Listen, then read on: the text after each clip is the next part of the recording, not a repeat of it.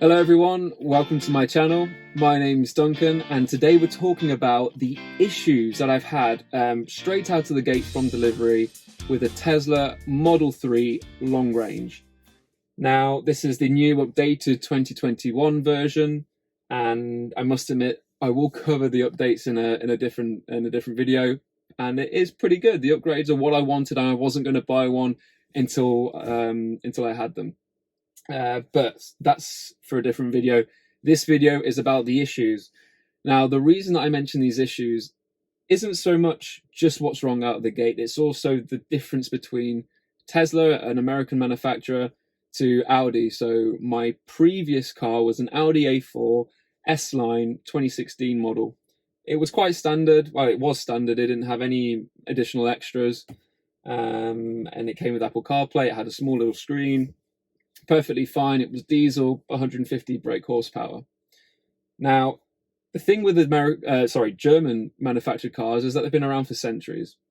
And with that in mind, they've got that refinement nailed down to an absolute T. And you can see the difference, especially literally going in one, getting delivered and having them side by side pretty much and comparing them.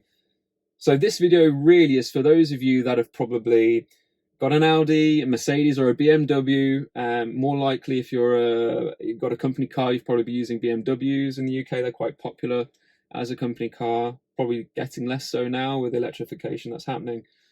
But if you want to know the differences and what you should expect, well, this video is for you. More importantly, probably what you've read online, because no doubt you would have done your research. It's mostly true. So for me, if I was getting into a BMW or an Audi, whatever, that costs 50 grand out of the gate or near enough that amount, you're expecting absolute perfection. And you usually get it. I mean, let's face it, I don't know really of any recent friends of mine that have got a new German car and they've had a problem out of the gate.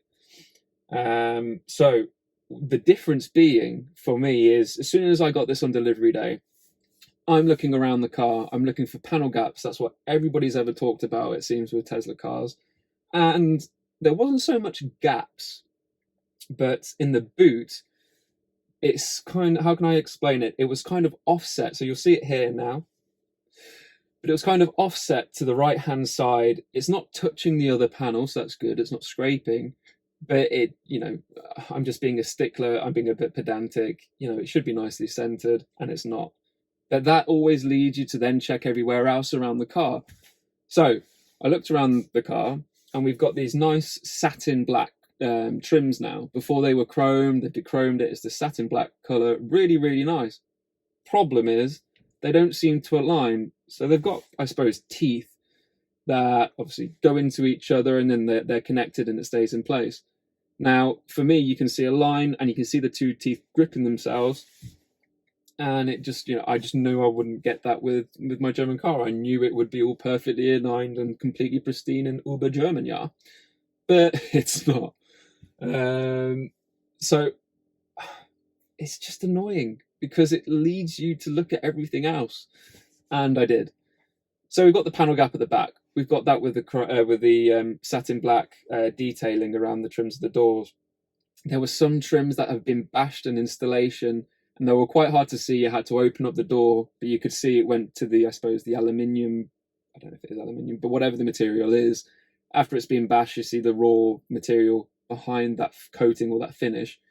So that was dented, that will need replacing. And then looking around with the tail lights. So the tail lights seem to have condensation inside them, which I've always known as being a bad thing. I did some research online. Apparently, with the tail lights in the back of a Tesla, they've actually got a hole in, which you should see a little picture here of it. With that hole, obviously it's letting that cold air in, and then whatever it does, it's just basically creating condensation. The hole should be there to then dissipate that condensation as those LEDs light up and they get slightly warm, and it should sort itself out. I think that's inherently a design flaw. I don't know why they've done it, seeing as every other manufacturer now has them as a complete sealed unit, as the headlights are, but the tail lights aren't. So there you go. I won't go into more detail than that because I don't know what I'm talking about, and I'm sure there's probably some of you that do. But that's one thing I noticed, condensation in there, but it seems to be normal. Absolutely fine. I'm not too bothered about it now. I kind of know that's how they've manufactured it. Other things, what was there?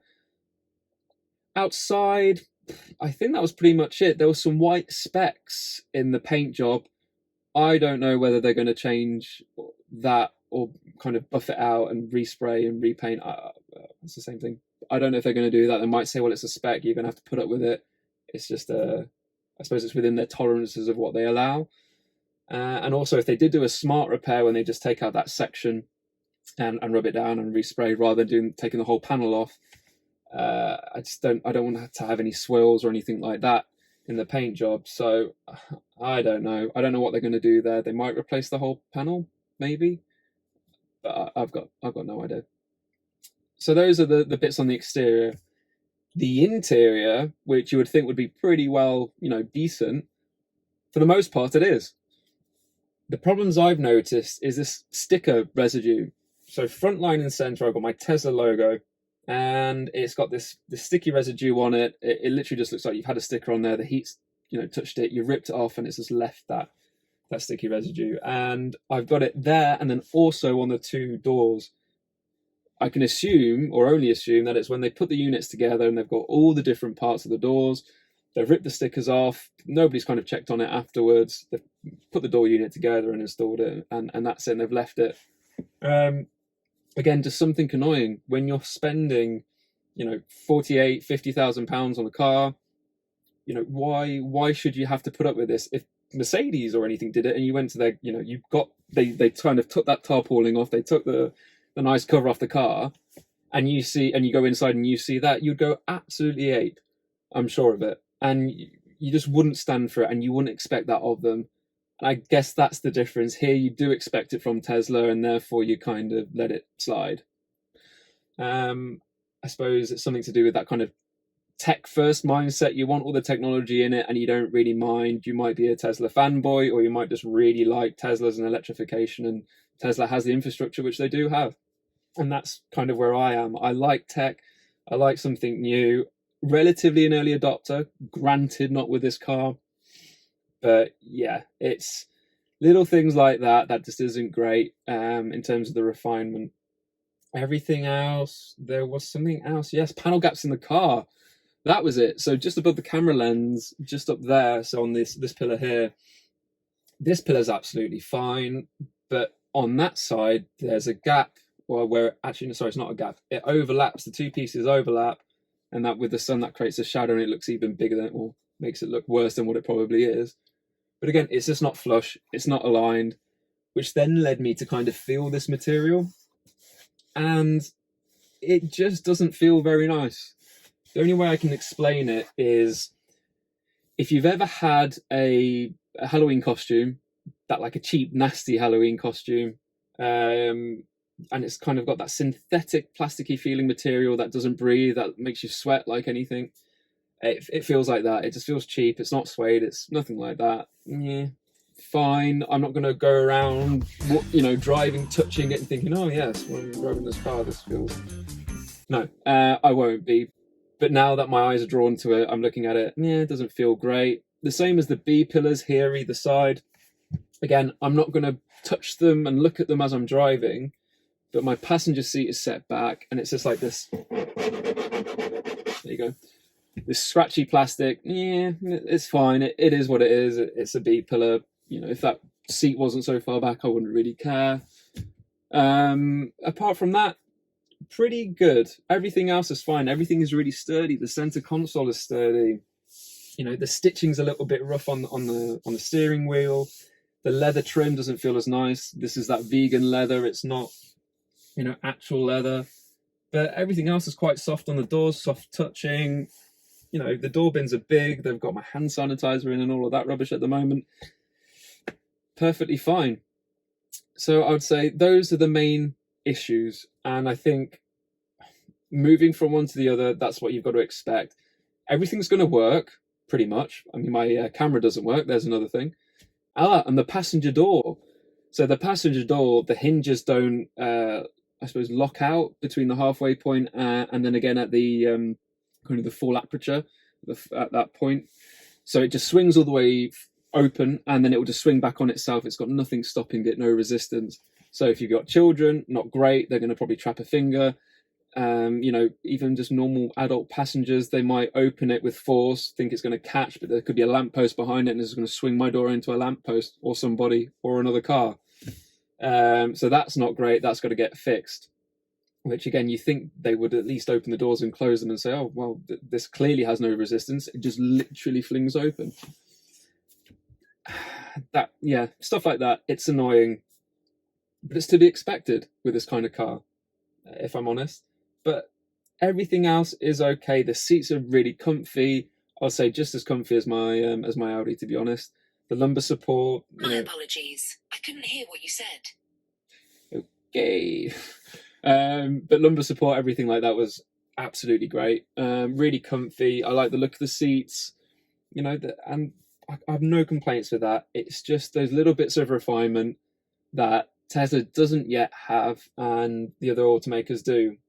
And if they do get their battery technology, you know, there, then that's probably when you should maybe consider sticking with a German manufacturer. They're not there yet. I doubt they will be for some years. But that's the purpose of this video. If you're moving to a Tesla, please be aware of all of that. When you take delivery, make sure you notify everything. I took delivery with a delivery man. He doesn't work directly for Tesla. They're obviously a contractor. And right out of the gate, he was the one that looked at my boot because he said he's delivered another one and they spotted the boot being aligned to the right-hand side rather than central. So if he was picking it up, it's not a great sign, is it really? But everything else, it's good. Keep that lot in mind, and I think you'll have no problems. You'll enjoy the journey, and I'll be doing probably another videos on kind of my usage from the Audi to this in terms of, you know, how much mileage am I getting? You know, am I worrying about the battery and keeping looking at it, which I do. I do look at it all the time. And it does get a bit depressing. You're like, I've only put my foot down once to overtake somebody, and you take 1% straight away. I suppose that's the draw of the acceleration. But there you go, guys. I hope this has been informative. Look out for everything. You know, pause the video where you need to pause it and kind of just, yeah, have a little look. If you spot anything else that I haven't spotted, great, so I can let them know. But that's everything from me. Thanks very much. If you like this video, please subscribe. See you later, guys. Bye.